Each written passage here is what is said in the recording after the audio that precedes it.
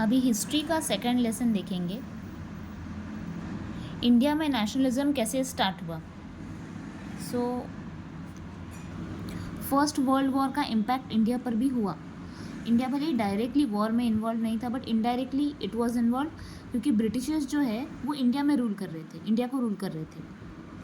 ठीक है। So first of all क्या हुआ, डिफेंस एक्सपेंडिचर इंक्रीज़ हुआ। वो डिफेंस एक्सपेंडिचर मीट करने के लिए कस्टम ड्यूटी बढ़ा दिया, इनकम टैक्स लाया गया इंडिया में। सो प्राइसेस जो है वो सब डबल हो गए।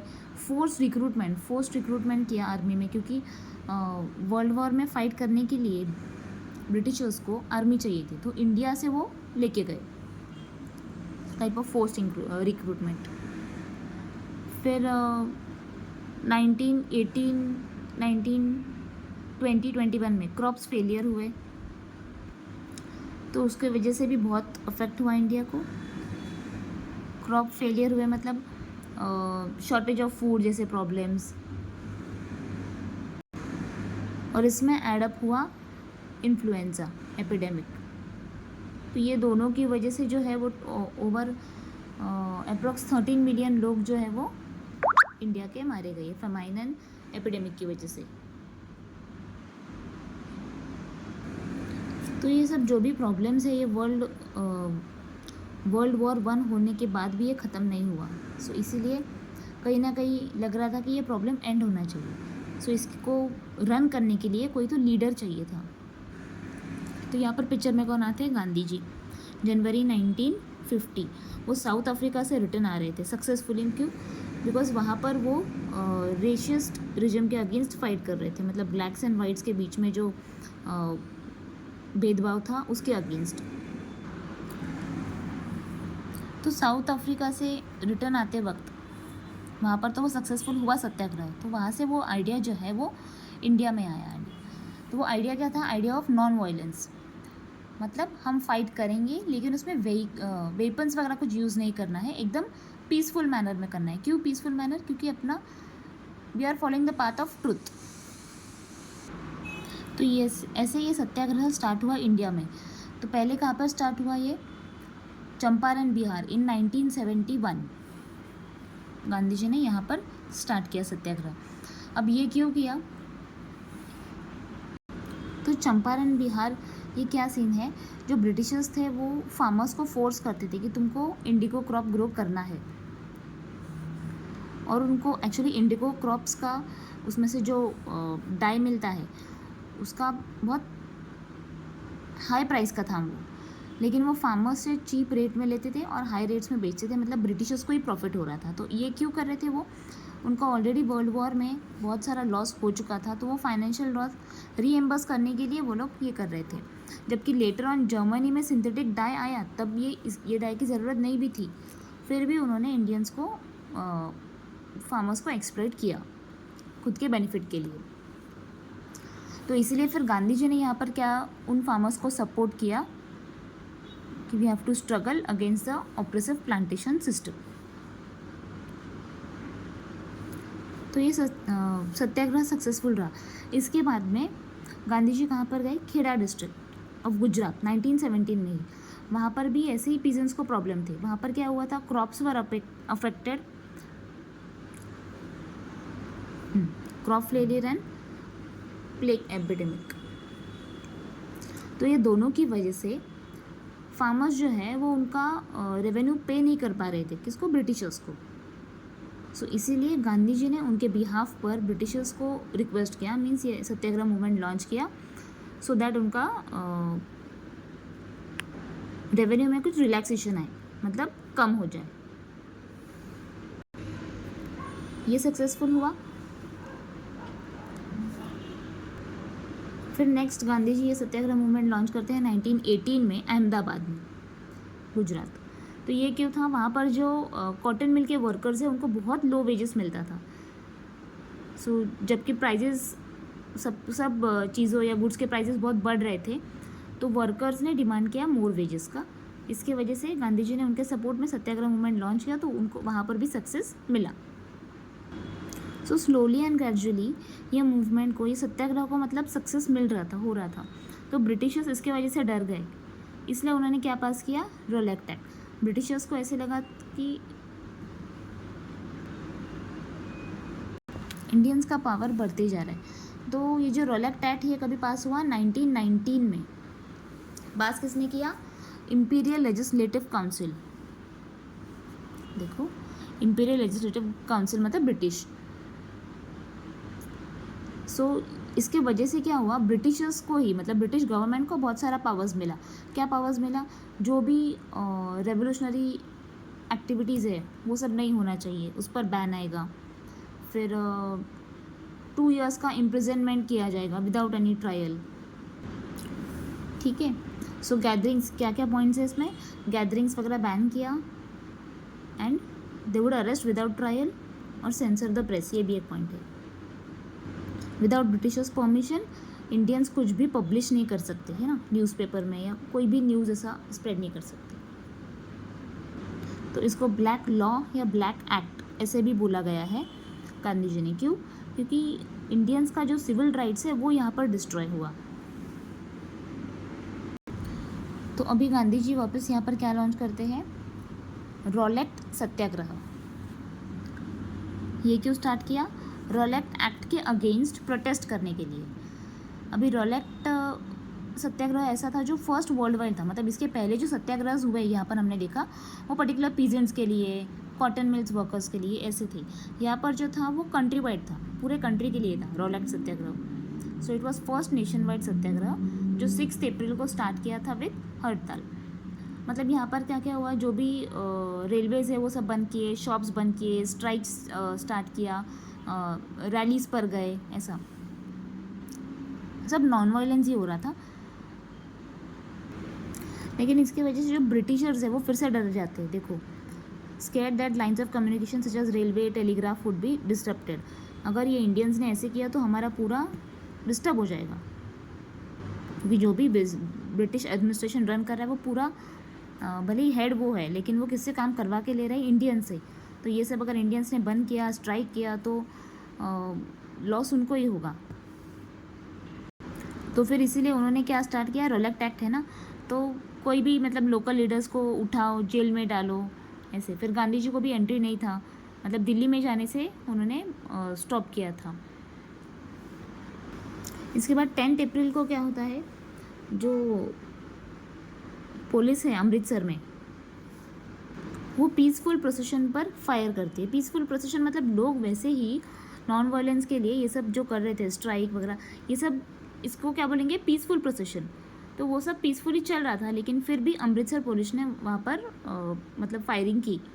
तो इससे लोग बहुत गुस्सा हो गए, एंग्री हो गए कि उन्होंने, इट वाज लाइक वो लोग तो पहले किसी का नुकसान कुछ कर नहीं रहे, फिर भी उन्होंने फायरिंग क्यों की। तो वो गुस्सा होके उन्होंने क्या किया, सब बैंक, पोस्ट ऑफिस, रेलवेज ये सब पर मतलब अटैक किया। तो ये सिचुएशन बहुत वर्स होती गई। इसीलिए फिर क्या इम्पोज किया ब्रिटिशर्स ने, मार्शल लॉ। फिर मार्शल लॉ के जो हेड है वो कौन थे उस टाइम पर, जनरल डायर। और मार्शल लॉ मतलब जो रूल रेगुलेशन मतलब पावर जो है वो किसके पास गया, मिलिट्री के पास। Who was the head, general Dyer. 13 अप्रैल को क्या होता है, जालियनवाला बाग में ये इंसिडेंस हुआ। वो मंथ था बैसाखी का, तो ऑब्वियसली जो सिख है वो बैसाखी फेस्टिवल मनाने के लिए वो जालियनवाला बाग में सब इकट्ठा हुए। कुछ लोग ऐसे थे जिनको मालूम ही नहीं कि वहाँ पर मार्शल लॉ अप्लाई हुआ है, ठीक है। सो वो बैसाखी का फेस्टिवल मनाने आए थे, और कुछ लोग ऐसे थे जो पीसफुली प्रोसेशन कर रहे थे। तो जब जनरल डायर वहाँ पर विजिट, मतलब उन्होंने देखा कि इतने सब लोग वहाँ पर गैदर्ड हुए हैं, उन्होंने तुरंत उनका मिलिट्री फोर्स बुलवाया, सब दरवाजे उधर के बंद कर दिए, जो गेट की ओपनिंग्स है, और फायरिंग स्टार्ट किया। तो वो फायरिंग में बहुत सारे लोगों की डेथ हुई। और वो बोलते क्या है, his object was to produce a moral effect, मतलब उनको एक फियर पैदा करना था इंडियंस में कि तुम मतलब जो फ्रीडम, नेशनलिज्म का जो लाइक भूत सवार है वो छोड़ दो, ऐसा। सो इसके वजह से लोग और भी ज़्यादा गुस्सा हो जाते हैं। तो सब crowd took to the streets in many north Indian towns. बहुत सारे लोग रास्ते पर आ गए, स्ट्राइक्स किया, बहुत सारे पुलिस के साथ क्लशेस हुए, बिल्डिंग्स पर अटैक्स किया, तो ये सब हो रहा था। तो इसके अगेंस्ट मतलब गवर्नमेंट ने फिर से इसको रिस्पॉन्ड किया एकदम बुरे तरीके से, ब्रूटल रिस्ट्रिक्शन से। जैसे इंडियंस को कहा गया कि तुम्हारा नोज़ रब करो, क्रॉल करो, फोर्स किया उनको कि सल्यूट करो, सलाम करो। किसी किसी को, बहुत लोगों को मारा, कहीं पर बॉम्बिंग किया। पंजाब में वो जो जहाँ पर बॉम्बिंग किया था पंजाब में, it's part of Pakistan now. तो ये सब देख के गांधी जी को बहुत बुरा लगा कि उनको लगा ऐसे उनको वायलेंस एक्चुअली नहीं चाहिए था, ठीक है। तो लेकिन इनडायरेक्टली यहाँ पर वायलेंस ही स्प्रेड होने लगा था। तो गांधी जी ने ये मूवमेंट को फिर कॉल ऑफ किया, बंद किया। फिर गांधी जी को ये रियलाइज़ हुआ कि हमको और भी कुछ वाइड स्प्रेड मूवमेंट है ना, कुछ बड़ा मूवमेंट करना चाहिए। और उनको लगा वो मूवमेंट तभी पॉसिबल है जब हिंदू एंड मुस्लिम साथ आए। तो ये कैसे हो सकता है? अभी हिंदूज़ को जो है उनका मतलब इंडिपेंडेंस चाहिए था, स्वराज हो, है ना, वो उनका फाइट जो है वो ब्रिटिशर्स के अगेंस्ट था। वैसे ही मुस्लिम जो है ना, उनका कैसे है, इंडिया में ब्रिटिशर्स थे तो ब्रिटेन एंड टर्की, इनका आपस में लड़ाई चल ही रहा था। तो उसमें जो है ब्रिटेन जीत गया और टर्की हार गया। अच्छा, टर्की की जो हेड है वो कौन है? वो है खलीफा, मतलब मुस्लिम्स के हेड। तो इंडियंस के जो मुस्लिम है ना, वो उनको भी रिस्पेक्ट करते थे, खलीफा को। कौन खलीफा? जो टर्की के हेड है। और जब ब्रिटेन जीत गया और खलीफा हार गया, तो ये न्यूज़ फैल गया कि ब्रिटेन जो है अभी बहुत हार्श ट्रीटी इम्पोज करने वाला है खलीफा पर।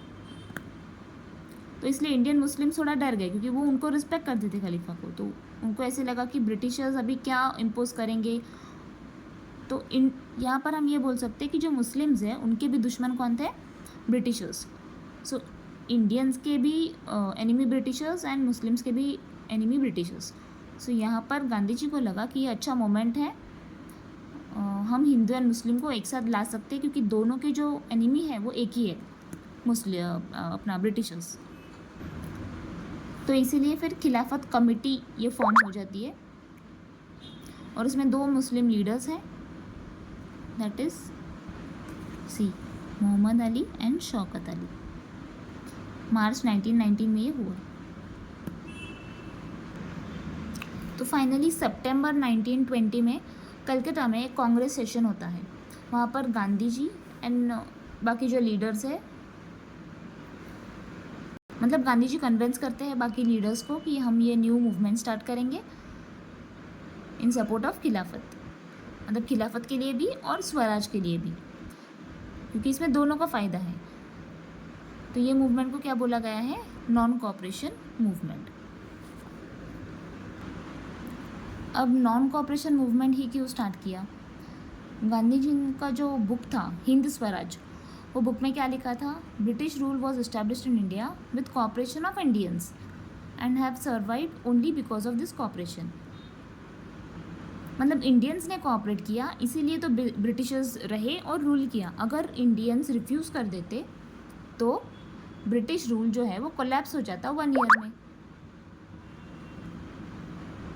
इसीलिए फिर उन्होंने सोचा कि हमको नॉन कोऑपरेशन मूवमेंट स्टार्ट करना है। Non cooperation means not to cooperate. So Indians जो है वो ब्रिटिशर्स को कोऑपरेट नहीं करेंगे।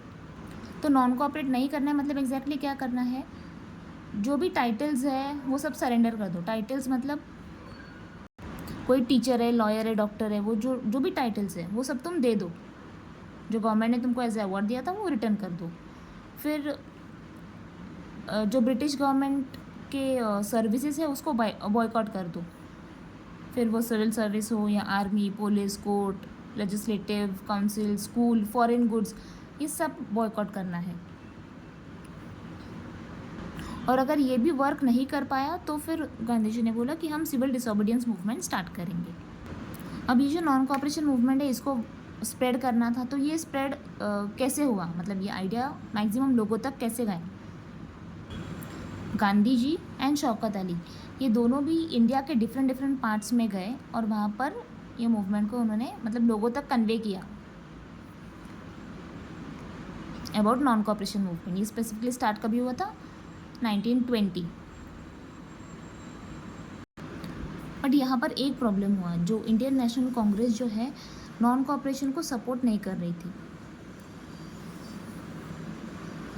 उनको ऐसे लग रहा था कि अगर हम पावर में आ गए तो हम ब्रिटिशर्स को डिफेंड कर सकते हैं, मतलब उनके ब्रिटिश पॉलिसीज़ में हम चेंजेस ला सकते हैं। और दूसरा उनको ये लगा कि नॉन कॉपरेशन मूवमेंट शायद वापस वायलेंस लेके आए, तो इसलिए वो सपोर्ट नहीं कर रहे थे। फाइनली बाद में उन्होंने सपोर्ट किया। वैसे बट जनवरी 1921 में नॉन कॉपरेशन मूवमेंट स्टार्ट हुआ।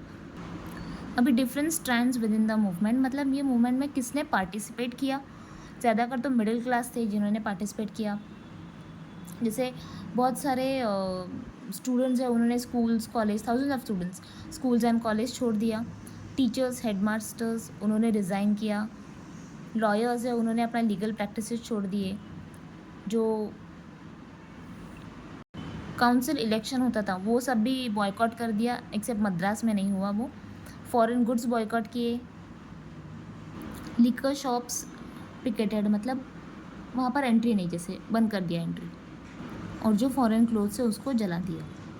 तो इसका इनिशियली जो है रिज़ल्ट बहुत अच्छा रहा। जैसे फॉरेन क्लोथ्स का जो इंपोर्ट है वो कम हो गया। फिर जो इंडियंस के जो मर्चेंट्स हैं, ट्रेडर्स हैं, उन्होंने रिफ्यूज़ कर दिया कि हमको फॉरेन गुड्स में ट्रेडिंग नहीं करना है। इंडिया में खुद का, मतलब इंडियन टेक्सटाइल मिल्स ये सब स्टार्ट हुआ, हैंडलूम प्रोडक्शन इंक्रीज़ हुआ। बट ये ज़्यादा वर्क नहीं कर पाया।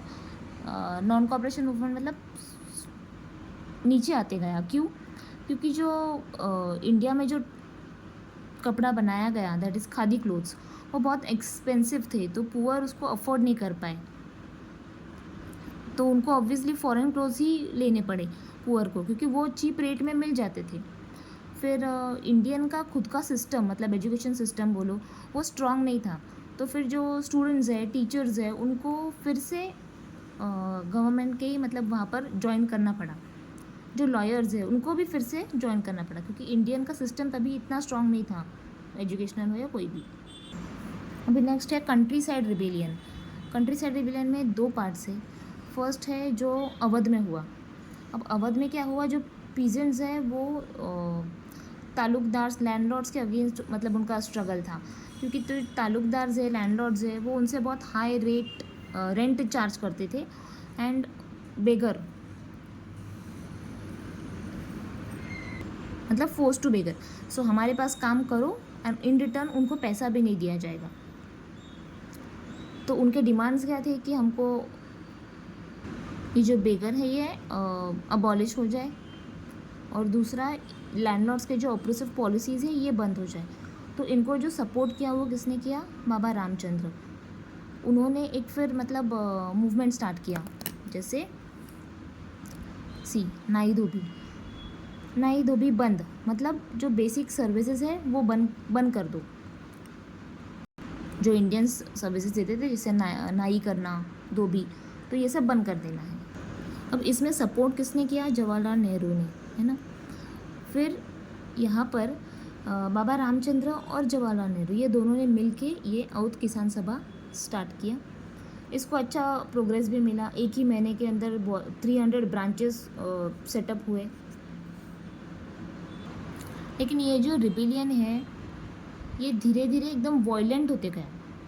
मतलब इन्होंने ये पीजेंट्स ने जो तालुकदार्स के घर वगैरह है उस पर अटैक किया, मर्चेंट्स के घरों पर अटैक किया, बाज़ार वगैरह है वो सब लूटिंग स्टार्ट किया, ग्रेन होल्डिंग्स किया।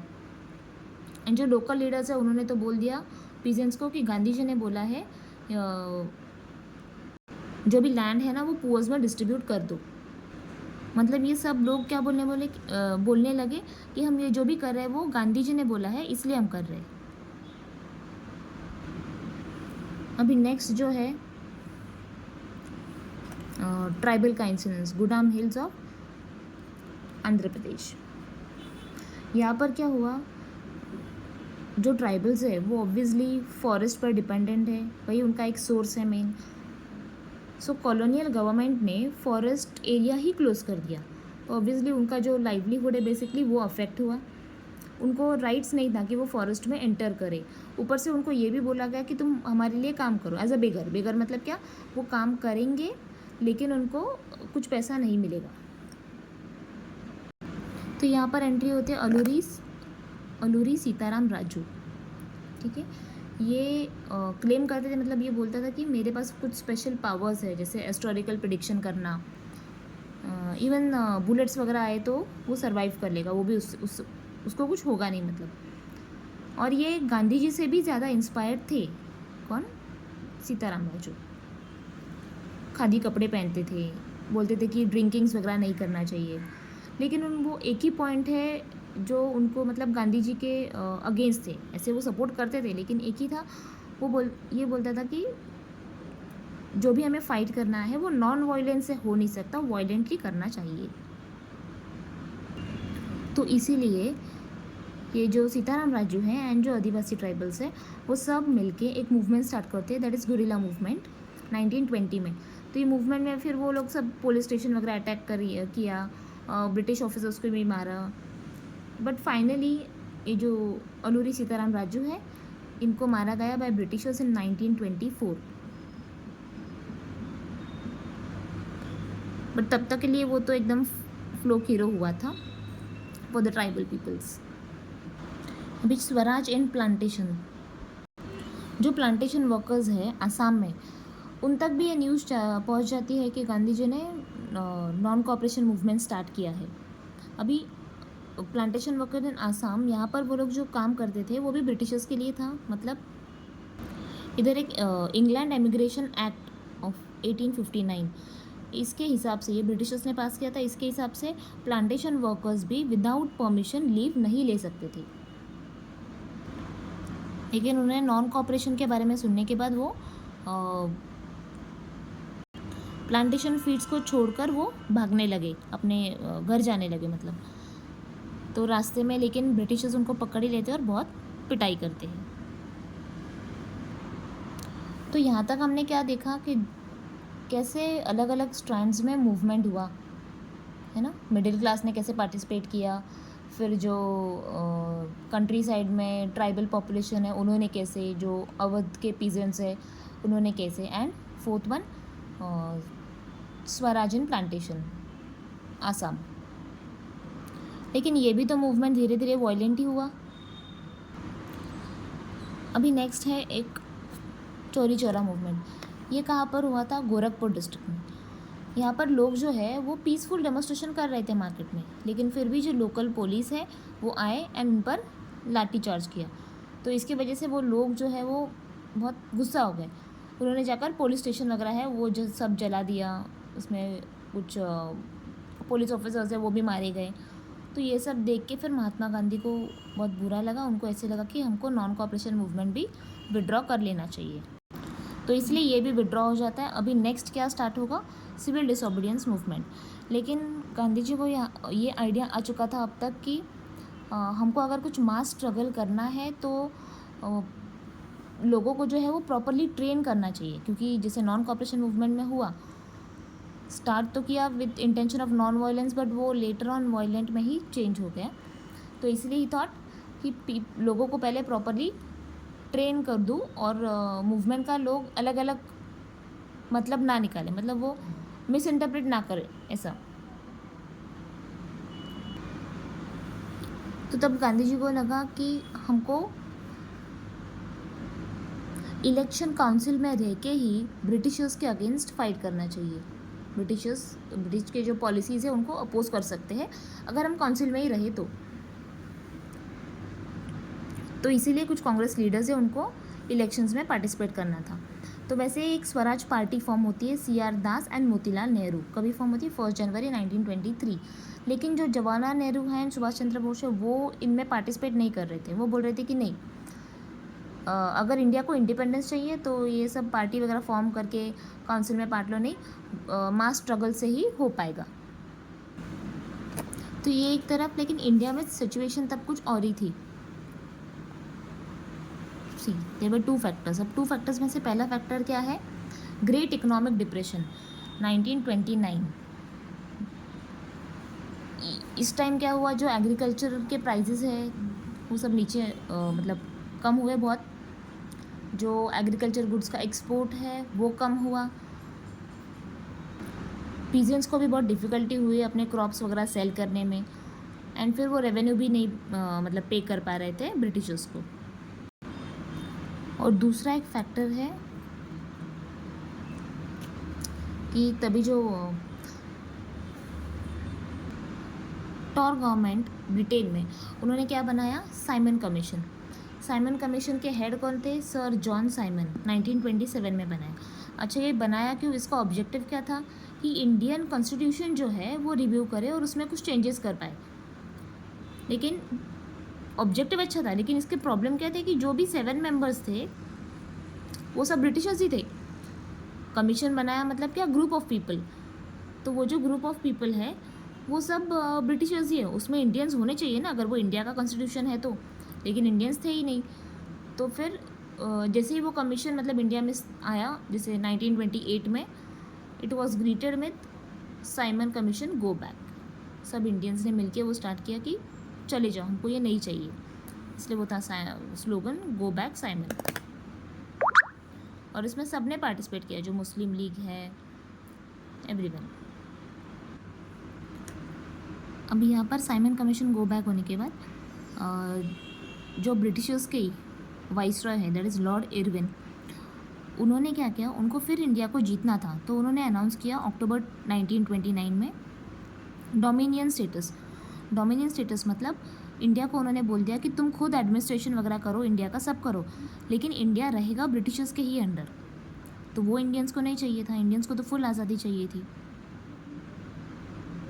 उन्होंने ये भी बोला कि उसका डिस्कशन करने के लिए हम एक राउंड टेबल कॉन्फ्रेंस रखेंगे और उसमें फ्यूचर कॉन्स्टिट्यूशन डिस्कस करते हैं। लेकिन जो रेडिकल्स है, जो मतलब जिसको बहुत जल्दी गुस्सा आता है, जैसे जवाहरलाल नेहरू, सुभाष चंद्र बोस, इन्होंने बोला कि नहीं, हमको पूर्ण मतलब अगर चाहिए तो हमें फुल इंडिपेंडेंस चाहिए। ये जो 2 कंडीशंस लॉर्ड इरविन ने डाले उससे वो एग्री नहीं थे। तो इसीलिए दिसंबर 1929 में लाहौर कांग्रेस सेशन में क्या हुआ, जवाहरलाल नेहरू एंड सुभाष चंद्र बोस, इन्होंने एक मतलब ऑफिशियल डिमांड किया पूर्ण स्वराज का। हमको चाहिए तो पूर्ण स्वराज, मीन्स फुल इंडिपेंडेंस। और डिक्लेयर भी करते हैं कि हम 26 जनवरी 1930 को इंडिपेंडेंस डे सेलिब्रेट करेंगे। महात्मा गांधी का स्ट्रगल जारी था कि हमको फ्रीडम के लिए क्या करना चाहिए। सो उनको ऐसा लगा कि गांधी जी को लगा कि हमको पहले यूनाइट करना चाहिए सब लोगों को, और फिर मूवमेंट स्टार्ट कर सकते हैं। तो यूनाइट करने के लिए उन्होंने क्या मतलब बेस चुना, सॉल्ट। अब सॉल्ट क्यों सिलेक्ट किया, क्योंकि सॉल्ट एक ऐसा था जो रिच हो पुअर हो सभी यूज़ करते थे, एक एसेंशियल फूड आइटम था वो। और उसका पूरा मोनोपोली किसके पास था, ब्रिटिशर्स के पास। मतलब भले ही वो लैंड हमारा है, लेकिन पूरा उस पर मोनोपोली जो है वो ब्रिटिशर्स के पास थी। मतलब वो लोग ही प्रोड्यूस करते थे, इंडियंस नहीं। और सॉल्ट पर टैक्स जो लगाते थे वो भी बहुत हाई थे। तो इसलिए गांधी जी को लगा सॉल्ट ये एक पावरफुल सिंबल है कंट्री को यूनाइट करने के लिए। तो इसलिए फिर गांधी जी ने 31 जनवरी 1930 को वाइसरॉय को एक लेटर लिखा। वो लेटर में 11 डिमांड्स थे। तो 11 डिमांड्स में बहुत सारे कुछ डिफरेंट प्रॉब्लम्स भी थे, मतलब ऑल ओवर कंट्री के, सोसाइटी के। बट उसमें से एक जो था वो सॉल्ट लॉ के लिए था कि सॉल्ट लॉ जो है वो एबॉलिश करो। अगर वो सॉल्ट लॉ एबॉलिश नहीं करेंगे तो फिर सिविल डिसोबीडियंस मूवमेंट स्टार्ट करेंगे वो। लेकिन लॉर्ड इरविन ने इनको बहुत हल्के में लिया, उनको लगा कि इससे नहीं कुछ होगा।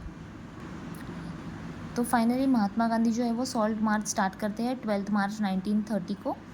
एंड 78 वॉलंटियर्स इसमें ज्वाइन होती है। स्टार्ट कहाँ से होता है, साबरमती आश्रम, और कहाँ तक होगा ये, गुजरात, दांडी तक। तो ये ऑल ओवर डिस्टेंस कितना है, 240 माइल्स का। तो एक दिन में 10 माइल्स चलेंगे ऐसा, तो टोटल ड्यूरेशन हो जाएगा 24 डेज़। स्टार्ट कब हुआ, ये 6 अप्रैल को स्टार्ट हुआ। तो यहाँ से सिविल डिसोबीडियंस मूवमेंट स्टार्ट होता है।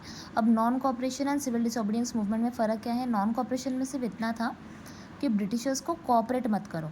सिविल डिसोबीडियंस में ऐसा है कि कोऑपरेट भी मत करो, प्लस उनके जो लॉज है, ब्रिटिशर्स ने जो कॉलोनियल लॉज बनाए हैं उनको भी ब्रेक करना है। तो फिर गांधी जी को देख के ये मूवमेंट हर कहीं स्टार्ट हुआ, सिविल डिसोबीडियंस मूवमेंट। मतलब कंट्री के डिफरेंट डिफरेंट पार्ट्स में सॉल्ट लॉ जो है वो ब्रेक किया इंडियंस ने। फिर जो अगेन फॉरेन क्लोथ्स है वो बॉयकॉट किया, लीकर शॉप्स पिकेट किया, रेवेन्यूज़ पे करने के लिए मतलब पीजेंट्स ने बोल दिया कि हम पे नहीं करेंगे। जो फॉरेस्ट लॉ लाया था कि ट्राइबल्स को अलाउड नहीं था, वो भी उन्होंने ब्रेक किया, मतलब वो फॉरेस्ट में जाके सब यूज़ करने लगे। तो ब्रिटिशर्स फिर से यहाँ पर क्या करती है, अरेस्ट करना स्टार्ट कर देती है कांग्रेस लीडर्स को। जैसे अब्दुल गफ़र खान है, उनको अरेस्ट किया, जेल में डाला। अप्रैल 1913 में गांधी जी है, उनको भी अरेस्ट किया। नियरली 1 लाख लोगों को अरेस्ट कर दिया गया था। इसीलिए फिर सिविल डिसोबीडियंस मूवमेंट भी गांधी जी कॉल्ड ऑफ कर देते हैं, बंद करते हैं। अब जैसे ये सिविल डिसोबीडियंस मूवमेंट स्टॉप किया गांधी जी ने, तो उन्होंने डिसाइड किया कि हम इरविन के साथ एक पैक्ट बनाएंगे, that is Gandhi Irwin pact. वो 5 मार्च 1931 में हुआ था। तो इसमें ऐसे था कि गांधी जी को मतलब इरविन ने बोला गांधी जी को कि तुम राउंड टेबल कॉन्फ्रेंस में पार्ट लो। वहाँ पर गांधी जी ने डिमांड किया कि ठीक है हम आएंगे, लेकिन हमारी जो लीडर्स हैं उनको, पॉलिटिकल लीडर्स जो जेल में डाल के रखा है, उनको रिलीज़ करो पहले। तो वो राउंड टेबल में जाते भी हैं, पार्ट लेते हैं, लेकिन वहाँ पर जाकर कुछ यूज़ होता नहीं है, क्योंकि ब्रिटिशर्स जो है वही विन होते हैं। मतलब गांधी जी को वहाँ पर कुछ रिस्पेक्ट या कुछ ऐसा कुछ मिलता नहीं है। सो गांधी जी रिटर्न आते हैं with great disappointment from London, क्योंकि ये राउंड टेबल कहाँ पर हुआ था, लंदन में हुआ था। लेकिन इंडिया में आने के बाद वो देखते हैं कि गफ़र खान, जवाहरलाल नेहरू, इनको तो ये तो जेल में ही है, इनको छुड़वाया ही नहीं है। इसीलिए फिर से सिविल डिसोबीडियंस मूवमेंट रीलॉन्च करते हैं, बट अल्टीमेटली वो 1934 में लॉस्ट, बंद हो जाता है। 3.2 से नेक्स्ट वीडियो में देखेंगे।